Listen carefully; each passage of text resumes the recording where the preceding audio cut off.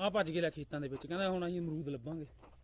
ਹੁਣ ਇਹਨਾਂ ਨੂੰ ਕੌਣ ਸਮਝਾਵੇ ਵੀ ਸਿਆਲਾਂ 'ਚ ਅਮਰੂਦ ਘੱਟੇ ਹੁੰਦੇ ਨੇ, ਅਮਰੂਦਾਂ ਦੇ ਲੱਗੇ ਹੋਏ ਤੇ ਲੱਗੇ ਨੇ ਕਿਰਿਆ। ਹਾਂ ਯਾਰ ਅਮਰੂਦ ਕਿੰਨੇ ਲੱਗੇ ਨੇ, ਹੈਗੇ ਨੇ ਗਾਇਸ, ਹੈਗੇ ਨੇ ਅਮਰੂਦ, ਉੱਤੇ ਨੇ ਪਰ ਉੱਚੀ ਨੇ।